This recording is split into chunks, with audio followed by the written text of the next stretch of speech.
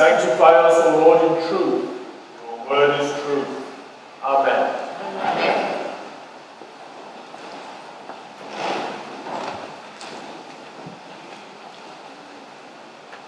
Those who can remember as far back as 1984 might have a memory of a very successful ad campaign by Burger King, where a very elderly actress called Clara Peller opened up the bung of a rival outfit, i.e. McDonald's, and yelled, "Where's the beef?" And this phrase was quickly taken up as a catchphrase because politicians started to use it in order to express contempt for the thinness of the program of their rival. So Governor Mondale used the "Where's the beef" line. So it stuck around as a kind of catchphrase. And this "Where's the beef" line actually occurred to me when I was looking at this gospel passage and saying, why is this a bit dull this Sunday? We know that Jesus had the compassion on the crowd, and then he did a few healings, and everyone seems to be running around and crossing the... and stuff, but where's the beef? And the answer is, those who created the lectionary have taken out of the story the feeding of the 5,000, leaving us with only the buns, without the beef.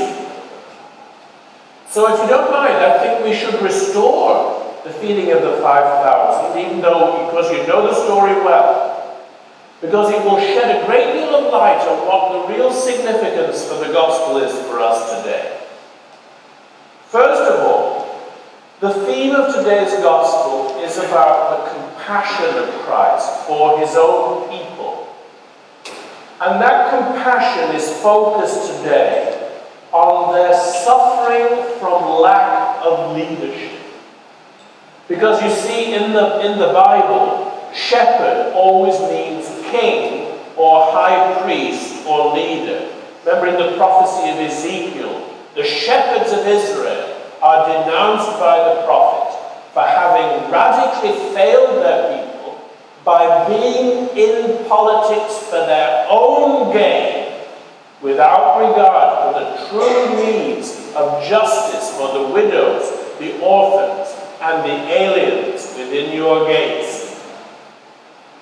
Getting a bit close for comfort already, it's hot in here, but here Jesus is saying, in his own time, our leaders are the corrupt high priests who kowtow to the Romans and yet have turned the temple into a place for plotting rebellion. He turned the house of prayer, which should be for all nations, into a den of thieves.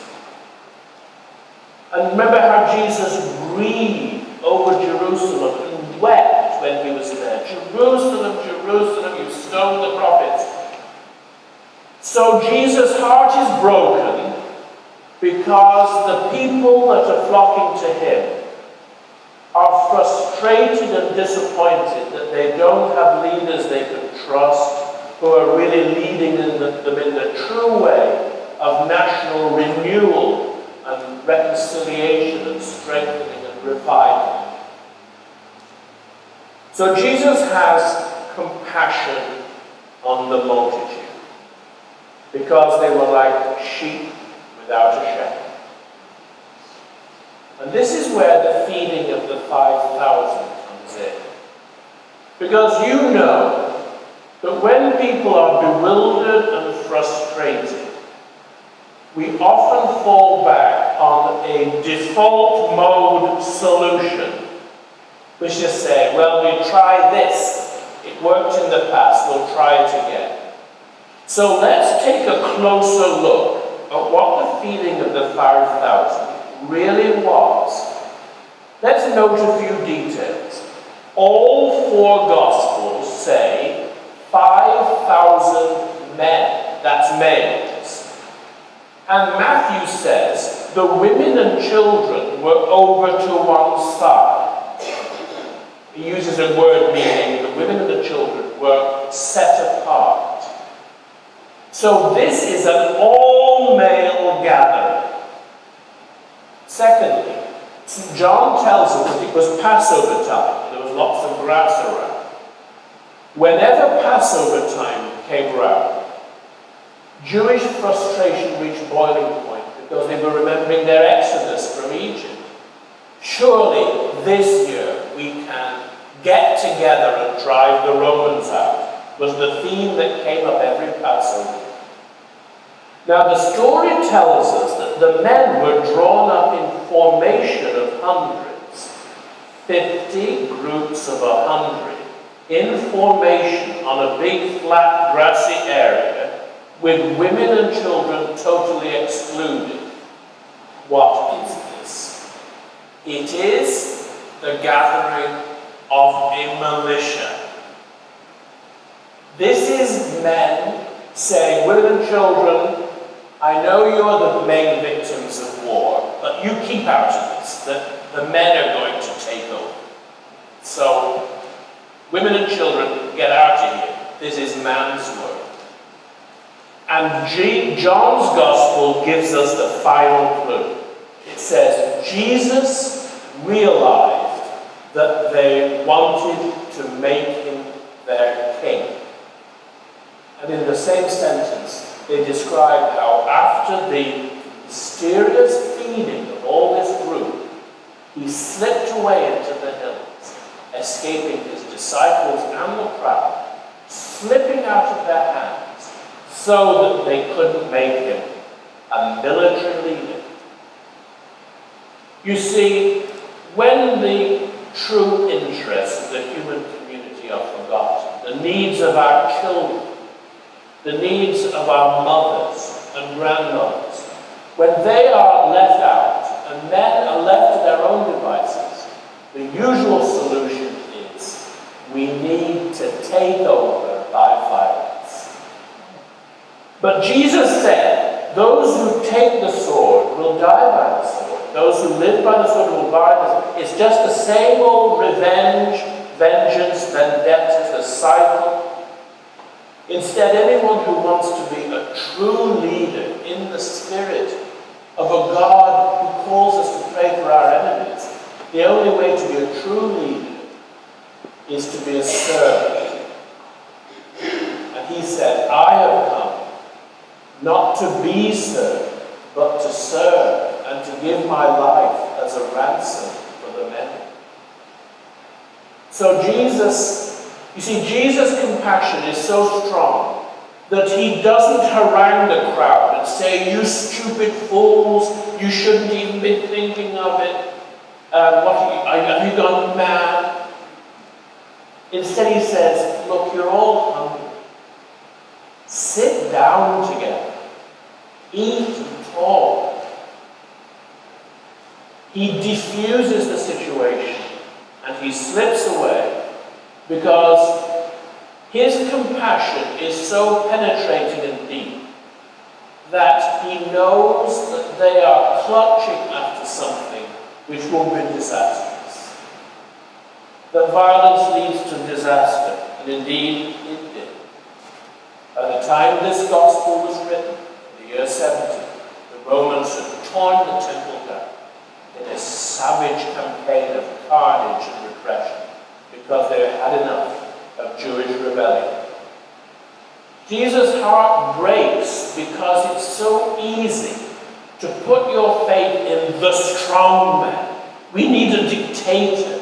We need a king. We need more violence, more troops. That will be the way that will lead us forward. And Jesus slips away saying, no, God's reign is here.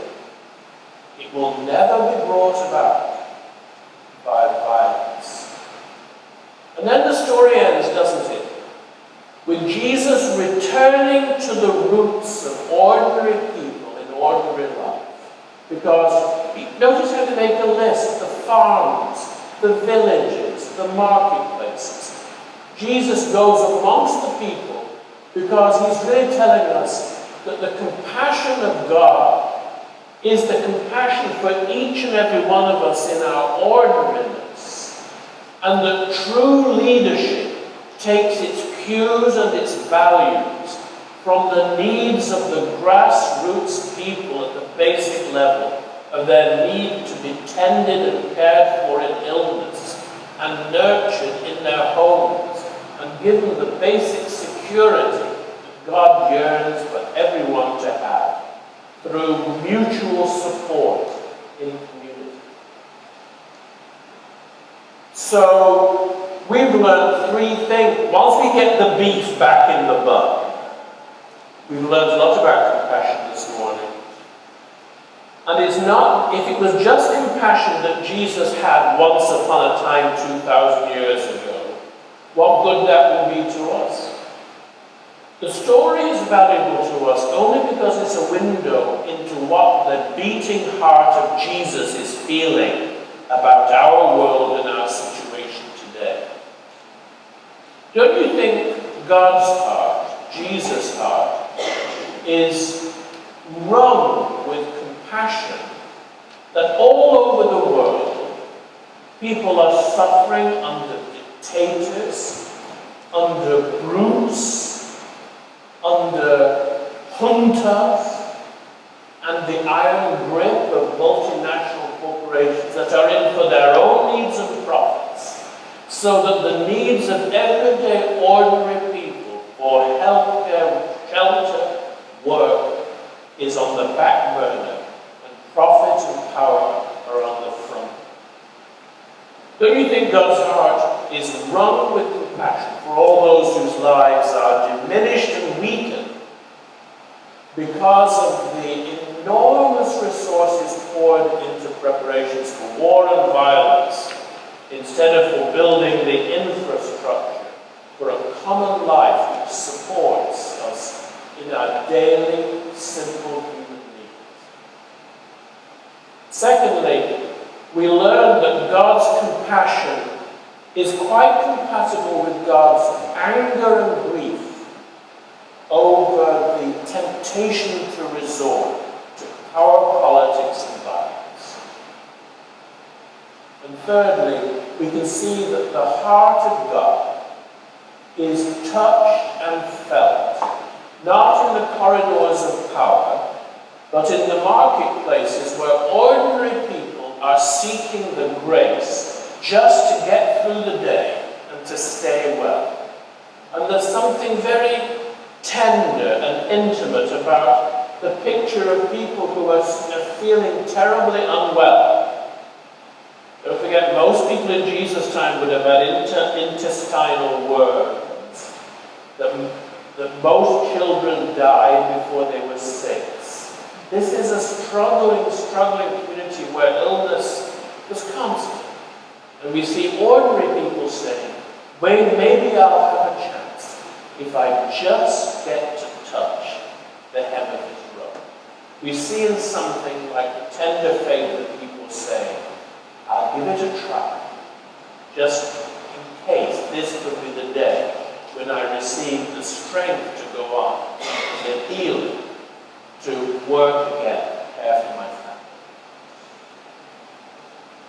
Compassion is a word we should always find on our lips and in our hearts.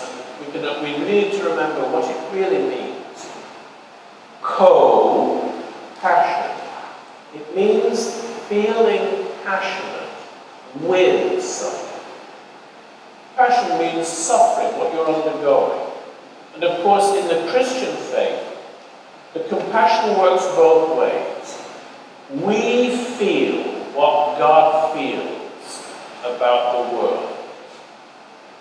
Compassion is picking up something from God. It's picking up a vibration. It's picking up through empathy what God is feeling. And what God feels is He feels for and with ordinary human beings in their sufferings and their disappointments and their setbacks. Let's end with a little image. When I was a schoolboy, I liked show and tell at school. I liked to be able to see something, not just talk about it. And the guy who taught us physics one day brought a guitar into the classroom, but put a piece of paper on one of the strings. We didn't know why he was doing it. And then he backed to the corner of the room, lifted the lid of the piano, and suddenly struck one of the keys. And the piece of paper on the guitar string flew up and hit the ceiling. And he told us that the string had been tuned to exactly the same note as the note he struck on the piano. And the vibrations had set the guitar string vibrating in sympathy with the piano. That's compassion in an image. It's when we vibrate with the longing and the yearning of the heart of God. We vibrate with empathy for our fellow human beings. We even empathize with those whom we disagree with and are doing things that hurt and dismay us. We see that they too are struggling to find meaning one way or another. And we have compassion for ourselves. We don't neglect our own experiences, needs and hurts. But God's care enfolds all these things. Let's come to the altar then with a definite desire for our compassion to be deepened. Because in a sense, the service of Holy Eucharist is the Holy Spirit's way of retuning us. We get out of tune during the week, and we stop vibrating with the feelings of God. But the Holy Spirit, an expert musician, gives us a bit of tweaking here, and then we suddenly realize we're here on earth to feel what God feels and to act with God in accordance with God's yearning love. Amen. Amen.